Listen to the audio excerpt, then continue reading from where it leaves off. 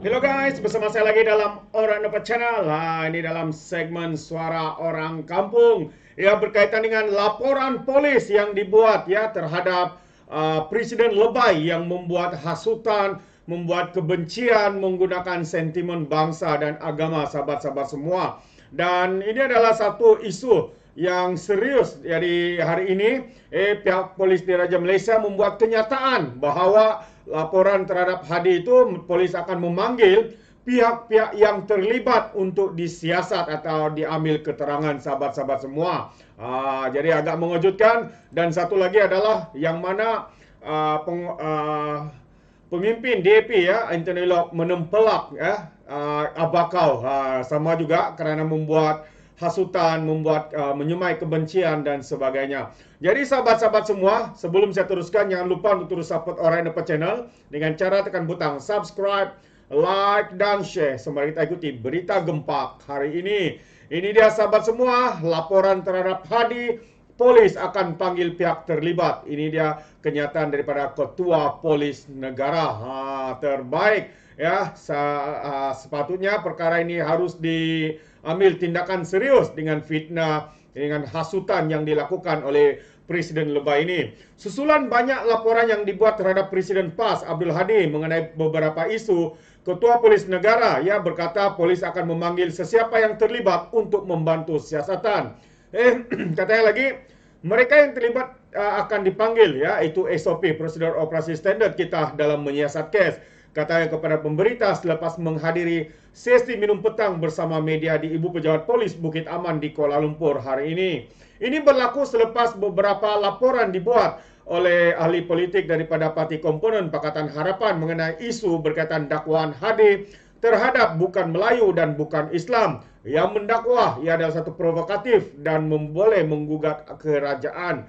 Terdapat juga laporan dibuat berhubung kenyataan Hadi bahawa Perikatan Nasional dan Blok Pembangkang sedang merancang untuk menjatuhkan kerajaan pimpinan Perdana Menteri Anwar Ibrahim.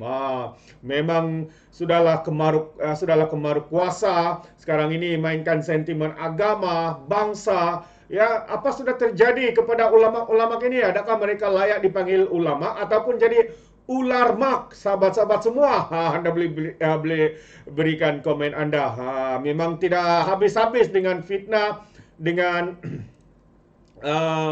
tuduhan, dengan hasutan yang dibuat oleh pemimpin-pemimpin daripada lebay PAS ini, sahabat-sahabat semua. Jadi layaklah kita panggil bahwa PAS ini sangat sinonim ya dengan fitnah. Apabila kita ingat fitnah, ia adalah PAS. Tapi sekarang ini PAS bukan hanya PAS yang pandai menfitnah, tapi sekarang ini bersatu juga telah belajar bagaimana untuk menfitnah. Ini adalah tentang mana kalimah Allah ya, keputusan kabinet bukan permintaan DAP, kata Locke membidas Muhyiddin Yassin. Kerana apabila Muhyiddin membuat kenyataan kononnya ini adalah permintaan daripada DAP, sedangkan ini adalah keputusan kabinet, bukan saja kabinet hari ini tapi kerajaan-kerajaan sebelum ini, sahabat-sahabat semua.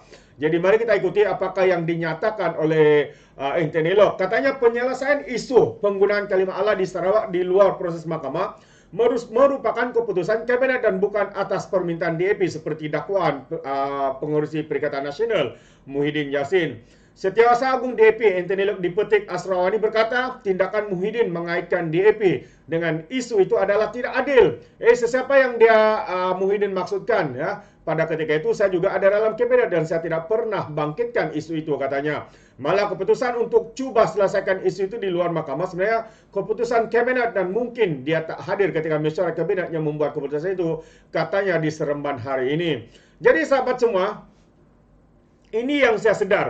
Ini adalah modus operandi yang digunakan oleh Perikatan Nasional Bersatu dan juga PAS hari ini.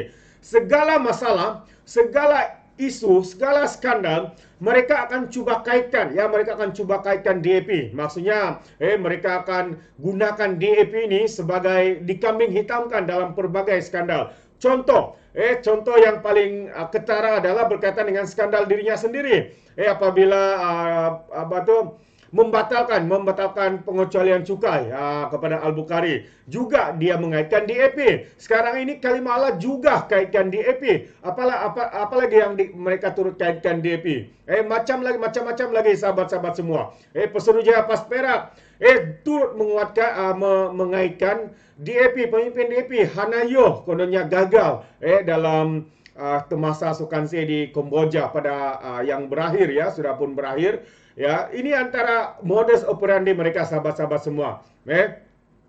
Begitu juga dengan kenyataan Hadi Awang tadi sahabat semua. Dia katakan bukan Islam dan juga bukan Melayu. Maksudnya yang dia maksudkan itu adalah DAP. Jadi sahabat semua jelas apa yang dinyatakan dan modus operandi yang mereka lakukan sekarang ini, semua isu mereka akan kaitkan DAP. Apapun walaupun itu adalah skandal yang mereka terlibat, mereka akan kaitkan DAP. Ini adalah modus operandi mereka. Untuk mereka membuat penyokong-penyokong mereka membenci kepada Cina ataupun parti DAP ini. Ini adalah strategi yang mereka lakukan sahabat semua. Jadi untuk masa-masa yang depan, untuk masa PRN ini, saya percaya mereka akan menggunakan DAP, mereka akan melakukan DAP, semua salah DAP. Itu yang pasti akan mereka lakukan sahabat-sahabat semua. Justru katanya Muhyiddin tidak seharusnya meletakkan sebelum itu, Lok berkata pada masa itu Kementerian Dalam Negeri yang diterajui Muhyiddin semasa pentadbiran Pakatan Harapan 2018 tidak bersetuju dengan keputusan itu dan mahu ya dibawa ke Mahkamah Tinggi. Justru katanya Muhyiddin tidak seharusnya meletakkan kesalahan kepada DAP semata-mata yang jelas mempunyai tujuan politik tertentu. PN tiada modal lain katanya selain memainkan atau mengapikan sentimen perkauman dan juga agama. Seperti yang dinyatakan oleh Perdana Menteri yang Kabinet secara tegas mempertahankan bahwa isu agama perlu ditangani dengan sensitif dan baik katanya. Lok yang juga ahli Parlimen Sereman berkata, Kabinet selaku pembuat keputusan tertinggi di negara ini sentiasa mempertahankan agama Islam dan perlembagaan persekutuan. Tambahnya, isu itu perlu ditangani dengan baik dan harmoni di Malaysia yang mempunyai masyarakat mazmur. Jadi kita harap, kata Anthony Low, isu-isu seperti ini diuruskan dengan berhema, dengan baik tanpa menyentuh sensitiviti mana-mana pihak katanya. Penjelasan Lok bagi menjawab dakwaan Muhyiddin bahwa ada menteri DAP yang pernah meminta Kementerian Dalam Negeri menyelesaikan kes jil di luar mahkamah. Ini ketika Muhyiddin menjadi Perdana Menteri Dalam Negeri ketika Muhyiddin menjadi menteri ya, belum lagi jadi Perdana Menteri. Muhyiddin menjadi Menteri Dalam Negeri ketika era pentadbiran PHS 2019. Muhyiddin mendakwa dia menolak cadangan itu karena Kementerian Dalam Negeri mahu kes itu diselesaikan di mahkamah. Semasa PHS memerintah, Island seorang Kristian Melanau sedang menunggu keputusan di Mahkamah Tinggi mengenai permohonan itu pengisytiharan bahwa dia mempunyai hak untuk menggunakan kalimat itu. Jadi kes itu diputuskan memihak kepada Island pada tahun 2021 ketika Muhyiddin menjadi Perdana Menteri. Ini yang selalu saya katakan sahabat semua. Keputusan dibuat pada tahun 2021. Sebelum itu Muhyiddin jadi Menteri KDN.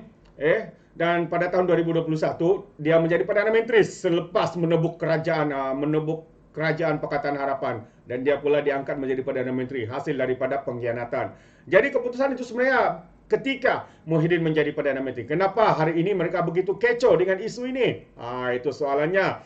Jadi ini adalah jelas bahwa dia sedang menipu dan dia adalah seorang pengecut jika tidak sebut siapa, kata Anthony Low. Ya, bekas Menteri Kerja Raya era PS Baru Bian yang juga ahli fikir ketika itu berkata selepas bantuan mahkamah berkenaan, Kabinet telah memutuskan untuk menyelesaikan kes di luar mahkamah pada tahun 2019. Dalam perkembangan berkaitan, pengurusi DAP Lim Guang Eng turut mencabar Muhyiddin Yassin untuk menamakan menteri yang terbabit yang didakwanya itu. Saya cabar dia menamakan orang itu, kata Lim Guang Eng jika dia gagal menyebut siapa menteri itu. Dia penipu dan pengecut, kata Lim kepada Malaysia kini. Memang pengecut dan memang penipu. Itulah gaya Muhyiddin, sahabat-sahabat semua. Hanya pandai mengapi-apikan sekarang ini. Beliau sanggup menggunakan apa saja isu, khususnya dalam sentimen bangsa, agama, sahabat semua, untuk meraih sokongan. Apatah lagi seperti mana yang kita tahu, PRN semakin dekat. Jadi mereka begitu terdesak untuk memainkan isu, menggunakan sentimen agama, kebencian, bangsa demi meraih sokongan ya pada PRN yang akan datang ini. Jadi sahabat semua, terima kasih. Mungkin ini yang saya ingin kongsikan kepada kita pada hari ini. Yang pertama tadi, polis ya bakal memanggil ya laporan terhadap Hadi yang membuat provokasi, membuat menyemai kebencian, hasutan ya, dan juga Muhyiddin juga membuat fitnah kononnya semua DAP yang salah. Itu dia. Jadi sahabat semua, sekiranya Anda mau memberikan sebarang komen, Anda boleh berikan komen Anda dalam ruangan komen. Tapi ingat, komen dengan cara berhemah. Jangan menjadi seperti Walan Walautit, lebay-lebay, geng sapu bersih dan geng takut Anwar. Apabila memberikan komen penuh dengan kebencian, penuh dengan hasutan dan juga fitnah melampau. Sepertinya mereka tidak punya otak, mungkin karena otak mereka tertinggal di Laut Cina Selatan. Alright, itu saja. Izinkan saya untuk mengundurkan diri. Dan seperti biasa, peribahasa mengatakan, tapapun kangkap, 2 tahun keinginan. Dalam bahasa Melayunya, tepuk dadah, tanya selera. Sekian saja daripada Alright Nepet Channel. Sampai kita berjumpa lagi dalam info dan update yang seterusnya. Sekian. Bye-bye.